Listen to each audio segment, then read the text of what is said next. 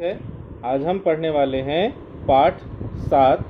पाठ 7 में हम लोग देखेंगे मर्यादा पुरुषोत्तम श्री राम। ठीक है, राम का चरित्र देखेंगे कि उनका चरित्र कैसा था, है ना, और उनके चरित्र के कारण उन्हें मर्यादा पुरुषोत्तम राम कहा गया। उनके जीवन चरित्र को पढ़ेंगे आज। ठीक है, राम को आर्यावर्त की पुण्य भूमि पर हुए लगभग 9 लाख वर्ष बीत गए, पर आज भी उनके राज्य सुख एवं शांति को साम्राज्य के नाम से याद किया जाता है। ठीक है, राम जब राजा हुए थे वह समय आज से 9 लाख वर्ष पूर्व था। ठीक है, उनके राज्य में लोग सुख और शांति से रहते थे। उनके राज्य में सभी लोग अपने अपने वर्ण धर्म, अपने अपने आश्रम धर्म का पालन करते हुए वेद मार्ग पर चलते थे। सभी लोग वेद पाठी होते थे। वेद का पठन पाठन चलता था। ठीक है, लोग सत्य के मार्ग को अपनाते थे, अर्थात सत्य बोलते थे और सत्य ही उनका जीवन संचार करता था। इसलिए प्राणियों को रोग व शोक बहुत कम थे।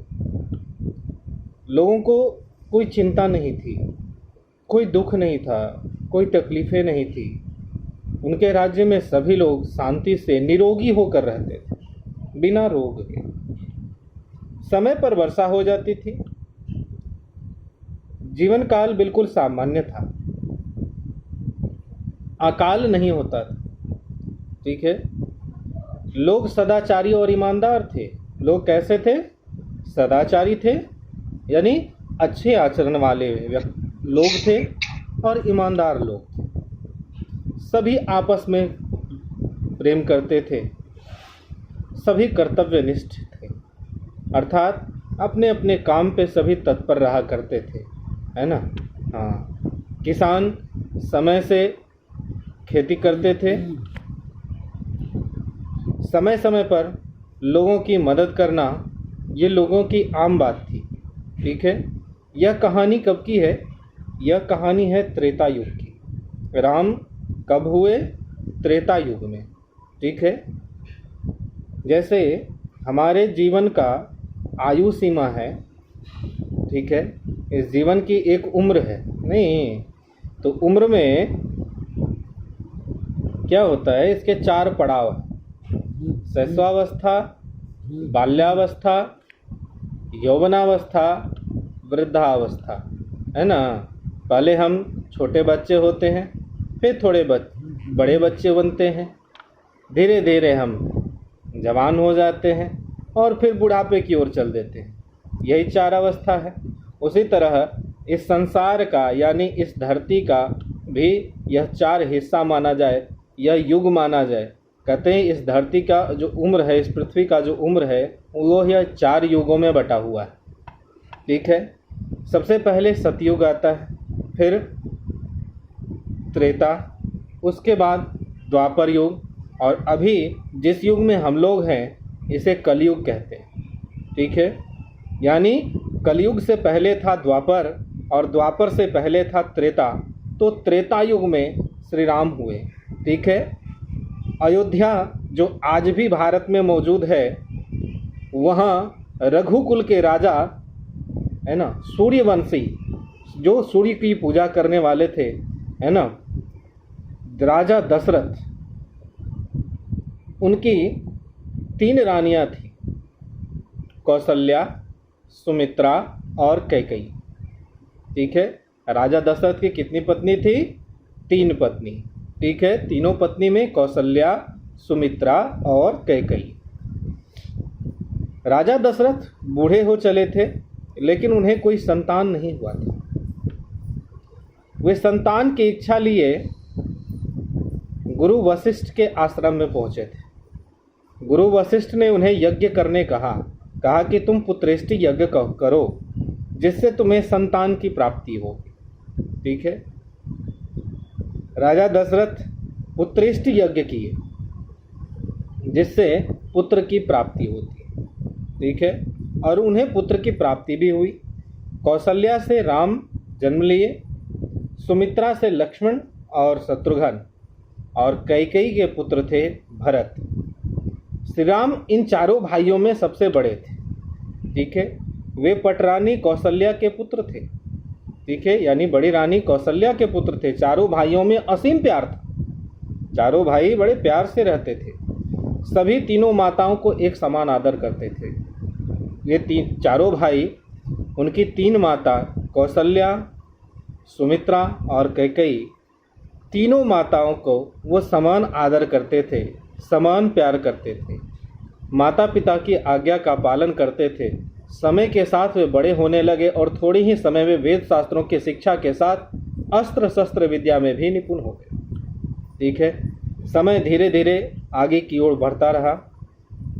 चारों भाई ज्ञान की प्राप्ति किए और ज्ञान लेने के बाद उन्होंने अस्त्र शस्त्र का भी ज्ञान लिया। एक दिन राज दरबार में विश्वामित्र पधारे। कौन पधारे? विश्वामित्र। ठीक है, विश्वामित्र एक ऋषि थे जो काफ़ी तपी थे, अर्थात काफ़ी तपस्या करते थे। ठीक है, विश्वामित्र राजा दशरथ के दरबार में आए। राजा दशरथ के दरबार में आकर उन्होंने कहा कि हे दशरथ, मैं आपकी राज्य में रहता हूँ, मैं आपकी राज्य में यज्ञ हवन करता हूँ।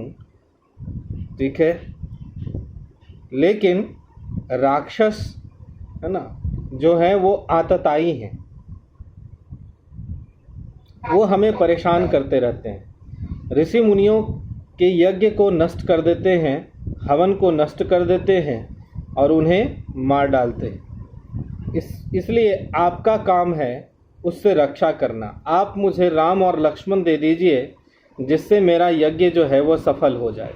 मैं एक यज्ञ करने जा रहा हूँ, उस यज्ञ में राक्षस हमें परेशान करेंगे, तो राम और लक्ष्मण उसकी रक्षा के लिए आप मुझे दे दीजिए। राजा बड़े चिंतित हो गए, सोचने लगे कि अभी अभी सभी राजकुमार अस्त्र शस्त्र ज्ञान प्राप्त करके राज्य की ओर लौटे हैं और तुरंत ही इसे जंगल की ओर रवाना कैसे करूं। ठीक है, लेकिन उनके गुरु जो थे, राजा दशरथ के गुरु, कौन? कुल गुरु, गुरु वशिष्ठ, है ना। तो गुरु वशिष्ठ राजा को समझाए, ठीक है, कि हमारे राज्य में जो लोग रहते हैं उसकी रक्षा का दायित्व तो राजा का होता है। ठीक है, तो आप राम और लक्ष्मण को विश्वामित्र जी को दे दीजिए ताकि वो अच्छे से हवन कर पाए, ठीक से हवन कर पाए, निर्विघ्न हवन कर पाए।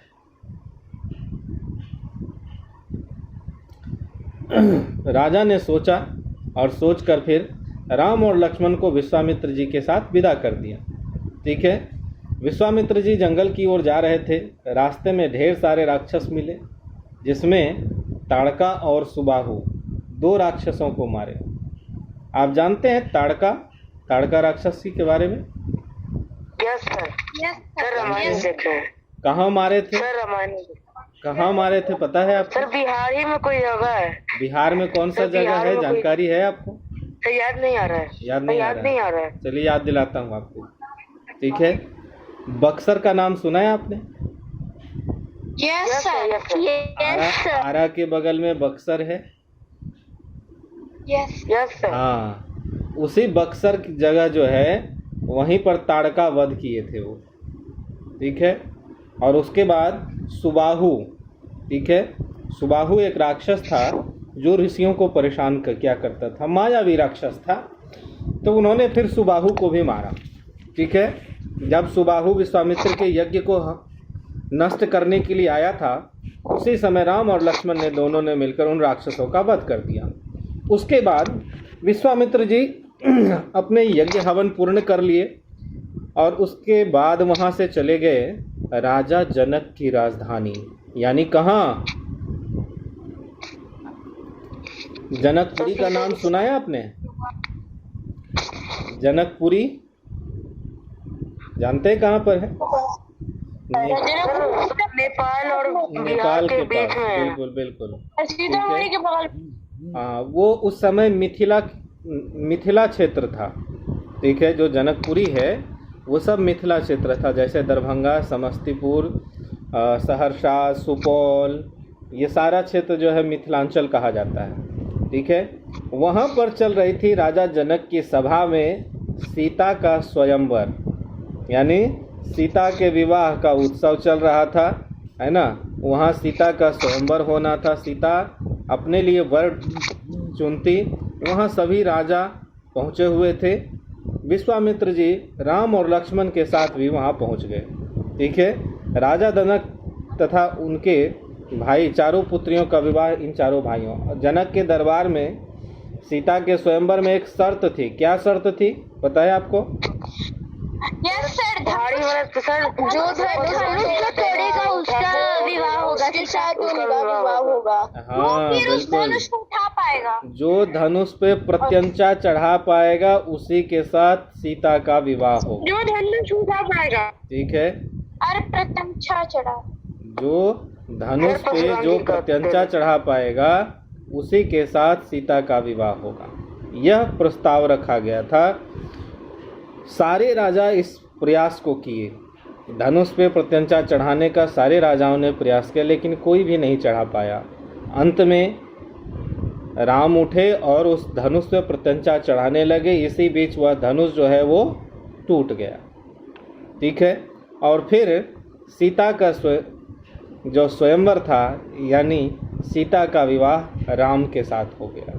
जब सीता के विवाह राम के विवाह की खबर, सूचना राजा दशरथ को मिली, तो वे अपने सारे पुत्रों के साथ वहां पहुंचे। और उसके बाद राजा जनक की 4 पुत्री थी और राजा दशरथ के 4 पुत्र थे, तो उन चारों पुत्रों का चारों पुत्रियों के साथ विवाह कर दिया गया। ठीक है, कुछ समय पश्चात राजा दशरथ ने श्री राम को युवराज अर्थात राज्य का उत्तराधिकारी बनाने का निश्चय किया। ठीक है, कुछ समय बीता और जब राजा दशरथ यह समझ गए कि मैं अब बिल्कुल ही अस्वस्थ रहता हूँ, बिल्कुल वृद्धावस्था की ओर चला गया हूँ, तो राज्य का उत्तराधिकारी अपने बड़े पुत्र यानी राम को इसका उत्तराधिकारी बना दो। ठीक है, सारी तैयारी हो गई। राम के राज्याभिषेक की सारी तैयारी हो चुकी थी। सुबह राम का राज्याभिषेक होना था, तभी माता कैकेयी जो थी वो नाराज हो गई। ठीक है, और इधर भरत और शत्रुघ्न जो थे, राम राज्याभिषेक के समय वे दोनों ननिहाल में थे, वे दोनों अयोध्या में नहीं थे। ठीक है, तो कैकेयी नाराज हो गई, वो कोप भवन में चली गई, खाना पीना छोड़ दिए। राजा दशरथ पहुँचे कैकेयी के पास कि कल राम का राज्याभिषेक होना है, आप अभी क्यों नाराज हो गई? कैकेयी ने कहा कि महाराज, आपको याद है कि आपने मुझे 2 वचन दिए थे। ठीक है, ये 2 वचन कब दिए थे आपको पता है? कोई बता सकते हैं आप में से कि 2 वचन जो दिया गया था वो कौन सी कहानी है? सर एक युद्ध में कैकेयी उसको जान बचाई थी, इसलिए कैकेयी उससे 2 वचन मांगी थी। बिल्कुल बिल्कुल, वह युद्ध मांगी नहीं, चलिए मांगी थी नहीं मांगी थी डोंट मैटर। ठीक है, अब सुनिए आगे की कहानी। आगे की कहानी यह है कि ये जो युद्ध हुआ था वो देवता और दानवों के बीच हुआ था। ठीक है, देवता और दानव जब युद्ध कर रहे थे तो राजा दशरथ इंद्र की यानी देवताओं के तरफ से युद्ध किए थे। और उस युद्ध में जब राजा दशरथ जा रहे थे युद्ध करने, तब कैकेयी ने कहा कि महाराज, मैं आपका सारथी बनूंगी। ठीक है, और दोनों ने मिलकर काफ़ी युद्ध किया, देवता विजयी हो गए। उसी युद्ध में राजा प्रसन्न हो गए। राजा दशरथ जो थे वो कैकेयी से बहुत प्रसन्न हो गए और कैकेयी को कहे कि तुमने मेरा काफ़ी साथ दिया है ना, तुम्हारे कारण ही यह जीत मिली है, तो तुम मांग लो मुझसे जो भी मांगना है, मैं तुम्हें 2 वरदान दे दूंगा। तो कैकेयी ने कहा कि महाराज मैं ये वरदान अभी तो नहीं मांगूंगी, लेकिन समय आने पर यह मैं मांग लूँगी। ये वही 2 वरदान थे जिसमें से जब कैकेयी ने राजा दशरथ को कहा कि आपको याद है कि आपने मुझे 2 वरदान दिए थे, तो राजा ने कहा मुझे बिल्कुल याद है, तुम जो मांगना है आज मांग लो, आज मैं खुशी से दे दूंगा, क्योंकि कल राम का राज्याभिषेक होगा। कैकेयी ने अपना पहला वरदान मांगा कि मेरा पुत्र भरत इस राज्य का उत्तराधिकारी बनेगा। ठीक है, ये पहला वरदान। दूसरा वरदान मांगा राम को 14 वर्ष का वनवास दे दिया जाए। ठीक है, राजा को इस बात का बड़ा सदमा लगा। ठीक है, और राजा बेहोश हो गए। ठीक है, वो बड़े दुविधा में पड़ गए कि मैं क्या करूं, मेरा बड़ा पुत्र राम है। ठीक है, नियमानुसार नियम कहता है कि बड़ा जो पुत्र है उसे राज्य का अधिकार मिले। ठीक है, अब कैकेयी को भी मैंने वचन दिया है, तो कैकेयी भी ऐसा वचन मांग ली जिसे मैं पूरा नहीं कर सकता। मैं किसके साथ अन्याय करूं, कैकेयी के साथ अन्याय करूं या राम के साथ अन्याय करूं। ठीक है, राजा कुछ नहीं बोल पाए। राजा चुपचाप चले गए वहाँ से, कैकेयी के पास से। राम को इस बात की खबर मिली। राम पहुँचे अपने पिता दशरथ के पास। उन्होंने अपने पिता से उस चिंता का कारण पूछा। दशरथ ने सारा वृत्तांत बता दिया। राम ने यह वचन दिया कि भरत को राज्याधिकार दे दिया जाए, मैं जंगल की ओर जाऊंगा, आपके वचन जो है मैं उस वचन को पूरा करूंगा। ठीक है, राम अयोध्या का त्याग करके जंगल की ओर चले गए। ठीक है, जब वो जंगल की ओर जाने लगे तो सीता और छोटा भाई लक्ष्मण दोनों ने कहा कि भैया मैं भी आपके साथ चलूँगा। तब सीता और लक्ष्मण दोनों राम के साथ जंगल की ओर चले गए। ठीक है, वे लोग जंगल में चित्रकूट पर्वत पर पहुँचे। ठीक है, इधर जब कुछ दिन समय बीता तो यह जो शोक था, यह जो चिंता थी, राम जंगल की ओर चला गया। दशरथ इस शोक को, इस चिंता को ज़्यादा दिन तक बर्दाश्त नहीं कर पाए और वो अपना प्राण त्याग दिए। ठीक है, इसी बीच भरत और शत्रुघ्न जो दोनों भाई ननिहाल में थे, उन्हें बुलाया गया। जब उनके पिता के मृत्यु की खबर उन्हें मिली, वो अयोध्या लौटकर आए और जब उन्हें सारी बात पता चली तब वो राम को मनाने के लिए चित्रकूट पर्वत पर चले गए और चित्रकूट पर्वत पर जाकर भगवान श्री राम से कहा कि भैया आप राजधानी चलिए, आप राज्य में लौट चलिए, आप महल की ओर चलिए, आप राजा बनेंगे।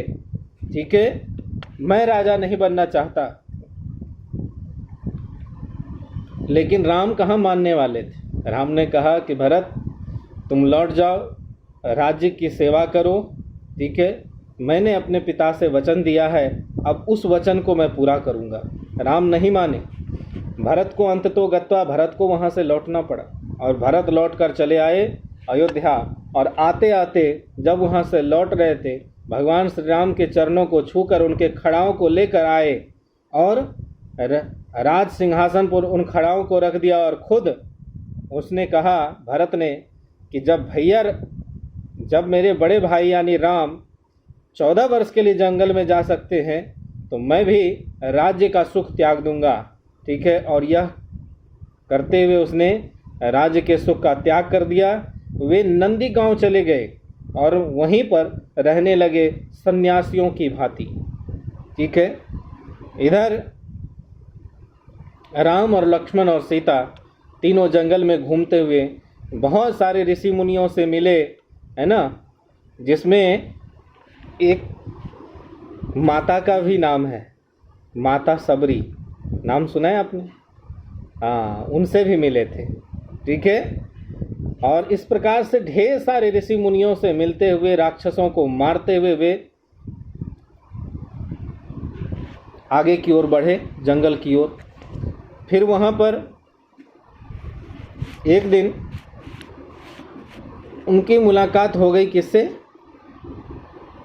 एक राक्षसी थी। कौन, याद है आपको कौन राक्षसी?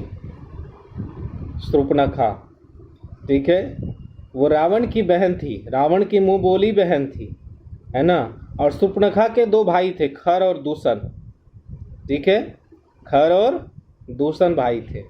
शूर्पणखा ने देखा कि एक बड़ा ही सुंदर राजकुमार जंगल में घूम रहा है, तो शूर्पणखा उस पर मोहित हो गई और वो राम के पास आई और कहने लगी कि हे राम, तुम मुझसे विवाह कर लो। राम ने कहा मैं विवाहित हूँ, मैं कोई विवाह नहीं करूँगा। तो शूर्पणखा ने देखा कि राम जब नहीं मान रहे हैं विवाह के लिए, तो उसने राम के सामने कहा कि ठीक है, तुम नहीं करोगे तो लक्ष्मण मुझसे विवाह कर ले। ठीक है, जब दोनों भाई विवाह के लिए तैयार नहीं थे वे, तब उसने कहा ठीक है, तुम दोनों भाई इसलिए मुझसे विवाह नहीं करना चाहते कि सीता इतनी सुंदर है।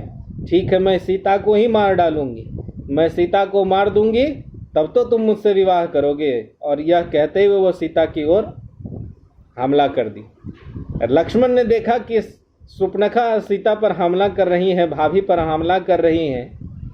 बस शूर्पणखा ने अपनी तलवार निकाली और तलवार चला दी, जिससे शूर्पणखा का नाक कट गया। ठीक है, शूर्पणखा बड़ी गुस्से में होकर अपनी, है ना, अपने अपमान को लिए हुए अपने दोनों भाई के पास पहुंची।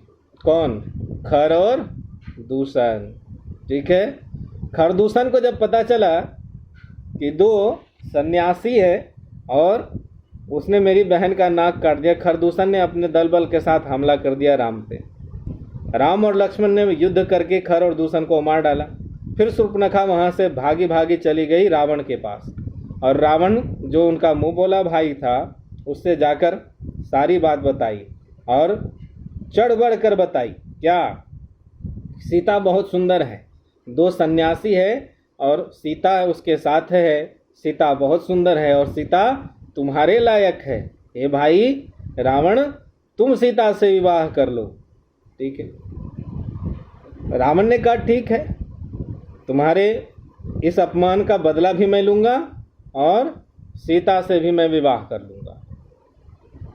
तो रावण ने मारीच को, ठीक है, मारीच को भेजा कि तुम सोने की हिरन बनकर सीता को लुभाओ और राम लक्ष्मण को वहाँ से दूर ले जाओ, मैं इधर सीता का हरण कर लूँगा।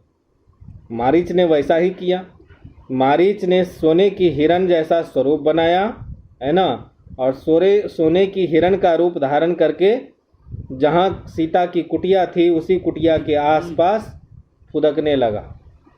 ठीक है, जब सीता की नज़र पड़ी, सोने का हिरन देखा सीता ने, तो वो चाही कि यह सोने का हिरन मैं प्राप्त कर लूँ। उसने राम से विनती किया कि आप इस सोने की हिरन को मार कर मुझे दीजिए।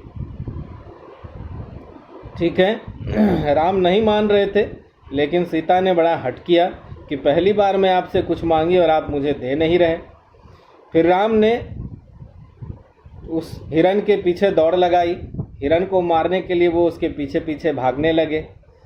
लेकिन जब उन्होंने तीर चलाया और चलाते ही मारीच मारा गया, मारीच मरते मरते यह चिल्लाते चला गया कि हे लक्ष्मण मुझे बचाओ, हे सीते, हे लक्ष्मण मुझे बचाओ।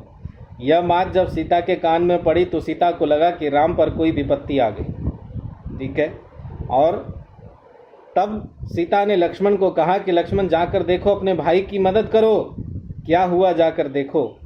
ठीक है, और इधर मारीच को तीर लग गई थी और मारीच बार बार इस बात को दोहरा रहा था, चिल्ला रहा था। लक्ष्मण वहाँ से आना नहीं चाह रहा था। लक्ष्मण जानता था कि मेरे भाई को कौन मार सकता है, लेकिन सीता के बार बार कहने पर लक्ष्मण को वहाँ से जाना पड़ा। लक्ष्मण जाते जाते एक रेखा खींच गए और कह गए कि भाभी इस रेखा को पार मत कीजिएगा, इस रेखा के अंदर कोई जीव जंतु, कोई राक्षस, कोई दानव नहीं आ सकता। ठीक है, और लक्ष्मण वहाँ से चला गया अपने भाई राम की मदद के लिए। इधर रावण जो ताक में बैठा था कि जैसे ही लक्ष्मण वहाँ से हटता है मैं सीता का हरण कर लूँगा, रावण ने साधु का वेश बनाया और उस रेखा को पार करने की कोशिश की, लेकिन वह पार नहीं कर पा रहा था। तब उसने भिक्षा मांगी। ठीक है, कि कुटिया में जो भी है वो मुझे भिक्षा दे दे, है ना। और जब सीता भिक्षा देने बाहर आई कुटिया से तो उसने देखा कि एक साधु खड़े हैं। सीता उस साधु को उस रेखा के अंदर बुला रहे थे, लेकिन वह नहीं आ रहा था। उसने कहा कि तुम्हें अगर भिक्षा देनी है तो इस रेखा के बाहर आकर दो, नहीं तो मैं तुम्हें श्राप दे दूंगा। सीता ने बड़ी सोचते समझते, लेकिन उसकी सोच समझ में कुछ आ नहीं रहा था, उसने रेखा को पार कर लिया। जैसे ही उसने रेखा को पार की, रावण अपने वेश में आया और सीता को उठाकर वहाँ से लंका की ओर रवाना हो गया। रास्ते में एक गिद्ध मिला, उस गिद्ध का नाम था जटायु। जटायु ने जब देखा कि रावण किसी स्त्री का हरण करके उसे लेकर जा रहा है, तो उस गिद्ध ने उस स्त्री यानी सीता की जान को बचाने के लिए रावण से युद्ध किया। लेकिन वह ज़्यादा देर तक रावण को रोक नहीं पाया, क्योंकि रावण बहुत बलशाली था। ठीक है, रावण ने अपने तलवार से उसके पंख काट दिए, जिससे गिद्ध जो है यानी जटायु वह जमीन पर आकर गिर पड़ा। ठीक है, और वह सीता को लेकर लंका की ओर चला गया।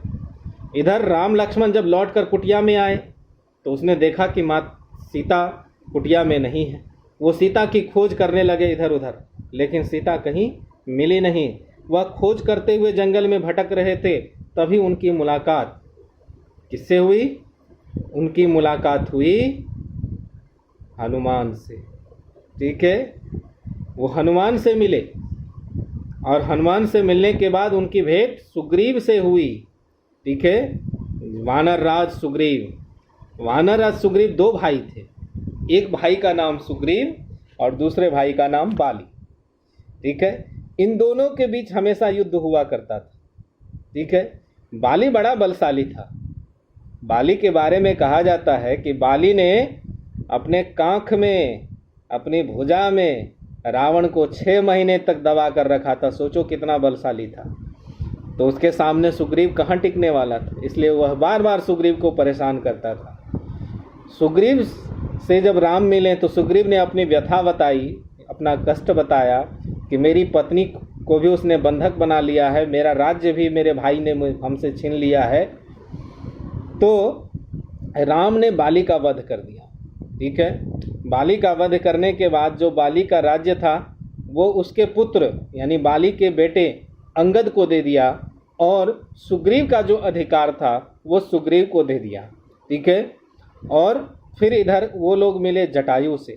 इसी बीच जटायु से जब उनकी मुलाकात हुई उस गिद्ध से, वो मरणावस्था में था यानी मरने वाला था, तभी उसने जटायु ने सारी बात बताई कि रावण कैसे माता सीता का हरण करके लंका की ओर भाग गया। ठीक है, जब यह बात पता चली तो हनुमान पहुँचे लंका और वहाँ जाकर पता करने लगे कि माता सीता को कहाँ बंद करके रखा गया है, बंधक बना के रखा गया है। तो उसने वह पता करने गए। हनुमान जी वहाँ पहुँचे लंका माता सीता की खोज में। उन्होंने देखा कि एक स्त्री जो है वो बरगद के पेड़ के नीचे बैठकर रो रही है। उसने सोचा कि जरूर यह माता ही। ठीक है, और यही इसी बीच में तब तक रावण का बेटा एक था जो अक्षय कुमार। ठीक है, वो वहाँ पहुँच गया और उसकी युद्ध हो गई हनुमान से। हनुमान ने पटक कर उसका जान ले लिया। ठीक है, यह बात जब रावण को पता चली तो उसने हनुमान को बंधक बनाकर अपने दरबार में ले आया और उसे दंड दिया। ठीक है, उसका दंड क्या मिला कि हनुमान की पूंछ में कपड़ा लपेट कर उसमें आग लगा दो। ठीक है, हनुमान को दंड मिला। हनुमान जी के पूंछ में जैसे ही आग लगी, हनुमान जी ने फुदक कर पूरे लंका को जला दिया, है ना। बोला मेरी पूंछ में आग लगाता, मैं तुम्हारी पूरी लंका में आग लगा दूंगा। पूरी लंका जला दी उन्होंने और वहाँ से कूद कर पहुँच गए राम जी के पास, और उसने वहाँ जाकर सारी बातें बता दी कि माता सीता लंका में ही। ठीक है जी, तो यहाँ तक बात आपने सुन ली कि वहाँ अक्षय कुमार का वध कर दिया और उसके बाद माता सीता का पता भी चल गया। लंका में पहुंचने के लिए सुग्रीव के सेनापति नल और नील ने समुद्र पर पुल बनाया। अब लंका पहुंचना था। लंका मतलब, लंका जानते हैं कहाँ? पता है आप लोगों को लंका कहाँ है? श्रीलंका। हाँ, श्रीलंका में। श्रीलंका। बिल्कुल। श्रीलंका में। अब दिक्कत ये थी कि श्रीलंका जाया कैसे जाए, उस समय जहाज तो थे नहीं, है ना? तो पत्थर पानी पर रख के। हाँ, वो पहुंचे कहाँ जानते हैं? वो राम और लक्ष्मण पहुंचे थे रामेश्वरम के पास। रामेश्वरम आज मंदिर है, वहीं पर राम और लक्ष्मण दोनों ने मिलकर भगवान शंकर की पूजा की थी। वही मंदिर आज रामेश्वरम के नाम से जाना जाता है। तो रामेश्वरम के पास से वो पुल बनाना शुरू की, ठीक है। और नल और नील की सहायता से, नल और नील दोनों भाई थे, ठीक है। इन दोनों की भी एक कहानी है, बता दूं। नल और नील जो थे, इन्हें आशीर्वाद मिला था, ठीक है। आशीर्वाद क्या समझिए, उन्हें मिला था श्राप। वे दोनों भाई जंगल में गए, एक ऋषि जो थे वो तपस्या कर रहे थे। दोनों भाई बड़े उत्पाती थे, ठीक है ना। बंदर की जात कहाँ मानने वाली। नल और नील दोनों बंदर थे, ठीक है। और दोनों बंदर की भांति चंचल थे, कूदते हुए ऋषि के पास पहुंच के जाते थे और ऋषि की कुटिया में घुस जाते थे चुपके से, और उनकी कुटिया में जो भी मिलता था वो उसे उठाकर समुद्र में फेंक देते थे। ऋषि बड़े इस बात से जो थे वो बड़े नाराज हो गए थे। रोज रोज नल और नील उनकी कुटिया में घुसकर उनके सामान को इधर उधर फेंकते थे और उठाकर समुद्र में फेंक देते थे। तो उस ऋषि ने नल और नील को श्राप दे दिया था कि तुम आज से जो भी सामान उठाकर, कोई भी सामान तुम उठाकर अगर समुद्र में फेंकोगे तो वह सामान समुद्र में डूबेगा नहीं, ठीक है। उसी श्राप का प्रभाव था कि नल और नील ने राम लिखकर पत्थर फेंकना शुरू किया और उन पत्थरों से पुल बना दिया, और वो पत्थर डूबे नहीं, वो पत्थर समुद्र पे तैर रहे थे, ठीक है। तो राम का प्रभाव भी था और नल और नील को श्राप भी मिला था, और उन्होंने रामेश्वरम से लेकर श्रीलंका तक पुल बना लिया, ठीक है। और पहुंच गए श्रीलंका। लंका में पहुंचकर रावण से घनघोर युद्ध हुआ, ठीक है। परिणाम उस युद्ध का क्या हुआ? लंकापति रावण मारा गया, उसके साथ उनके कई भाई, है ना, कई पुत्र मारे गए। मेघनाद जैसा पुत्र, ठीक है, और कुंभकर्ण जैसा भाई। रावण के इस चरित्र से उनका एक और भाई था विभीषण, वो बड़ा खिन्न रहता था, ठीक है। वह भक्त था राम का, ठीक है। और वो रावण से अलग होकर राम के पास आकर वो मिल गए थे। उन्होंने ही भेद बताया था कि रावण को कैसे मारा जा सकता है, ठीक है। इस युद्ध में मेघनाद बड़ा तेजस्वी था, युद्ध करने में बड़ा निपुण था, ठीक है। और मेघनाद का एक नाम और भी था, जानते हैं क्या? उसका एक नाम और था, बता सकते हैं? मेघनाद का एक और नाम? इंद्रजीत। बिल्कुल, उसका दूसरा नाम था इंद्रजीत, ठीक है। वो इंद्र भगवान को हरा बिल्कुल। दिया। और मेघनाद जो है ना, वो धरती से कम लड़ता था, बादलों में छिप के लड़ता था, इसलिए उसे कोई मार नहीं पाता था, कोई जीत नहीं पाता था। तो उसको शक्ति भी नहीं था मेघ का। इसलिए उसी ने एक बाण चलाया था, मेघनाद ने एक बाण चलाया, जो बाण आकर लक्ष्मण को लग गई, है ना, जिससे लक्ष्मण जो है वो मूर्छित हो गए थे। और फिर जब लक्ष्मण मूर्छित हो गए तो हनुमान जी पहुँचे, कहाँ क्या लेने के लिए? संजीवनी बूटी। हाँ, संजीवनी बूटी। हाँ बिल्कुल, हनुमान जी पहुँचे थे संजीवनी बूटी लेने, और संजीवनी बूटी लाकर फिर लक्ष्मण की जान बचाई गई। और फिर लक्ष्मण ने जब युद्ध किया तो मेघनाद को मार डाला, ठीक है। यस सर, हाँ यस सर, वो संजीवनी बूटी नहीं लाए सर, उनको सर वो पूरा पहाड़ी उठा के ले आए। हाँ, वो पहाड़ी उठा कर ले आए थे, उनको पता ही नहीं चला ना कि संजीवनी बूटी कौन है। ठीक है, उनको जब पता नहीं चला कि संजीवनी बूटी कौन है तो उन्होंने सोचा कि आखिर इसी पहाड़ पे बताया गया है कि संजीवनी बूटी है, तो एक काम करते हैं, पूरा पहाड़ हिले चलते हैं, है ना। और वैद्य जो है ना, डॉक्टर साहब, भरत जी एक तीर भी मार दिया। वैद्य जी अपने जान लेंगे कि इसमें से संजीवनी खोज लेंगे वो। एक काम करो, पूरा पहाड़ उठा कर ले चलो, संजीवनी तो अपने साथ साथ चली जाएगी। तो उन्होंने पूरा पहाड़ ही उठा लिया था। ठीक है, तो ये कहानी है मेघनाद और लक्ष्मण की। भीषण युद्ध करते थे दोनों, लेकिन मेघनाद अंत में मारा ही गया। फिर रावण खुद युद्ध करने पहुंचा था। उसका एक बड़ा भाई विशालकाय भाई था रावण का। ठीक है, कुंभकर्ण। हाँ, कुंभकर्ण। ठीक है, कहा जाता है कि कुंभकर्ण 6 महीने सोता था और 6 महीने जगता था। ठीक है, वो 6 महीने तक सोता ही रहता था। एक बार सोया तो 6 महीने, सोचो। जब उठता तो बहुत वरदान मिला था, उनको वरदान मिला था कि 6 महीने तक सोएंगे, 6 महीने तक जगेंगे। सर वरदान मांगे थे किसी से तो उनको जानबूझ के उनका जीप पर एक हाँ, लेकिन जब फिर 6 महीने तक सोएंगे, फिर एक दिन के लिए उठेंगे। लेकिन जब राम से वो युद्ध करने पहुंचे कुंभकर्ण, तो कुंभकर्ण भी मारे गए, है ना। और उसके बाद फिर रावण युद्ध करने आया। रावण जब युद्ध करने आया राम से, तो भीषण युद्ध हुआ।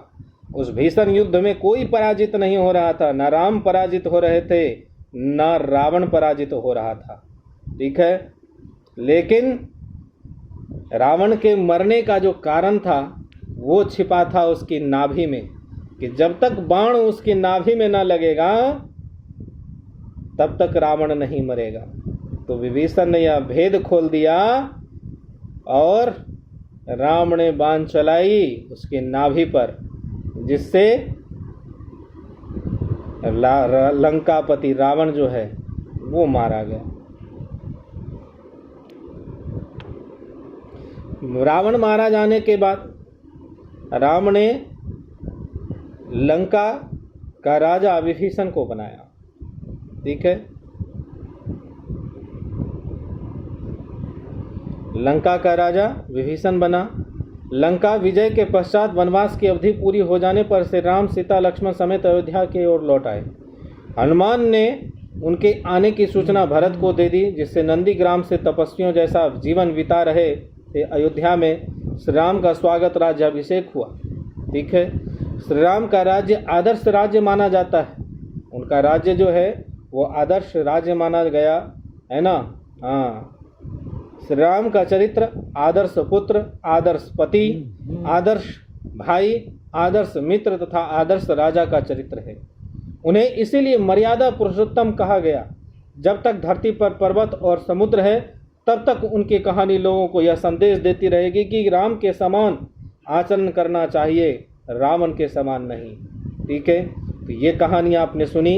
इस राम के जीवन में बहुत कुछ ऐसा है जो हमें सीखना है, जो हमारे सीखने के लायक है ना। हमें उनके तरह भाई बनना है, हमें उनकी तरह पुत्र बनना है। तो बहुत कुछ है जो उनसे हमें सीख मिलती है। ये कहानी यहीं समाप्त होती है और आज की कक्षा भी। अगली कक्षा में आपको इस पाठ का अभ्यास बताया जाएगा और अगले पाठ के विषय में हम लोग जानेंगे। तब तक के लिए बाय बाय।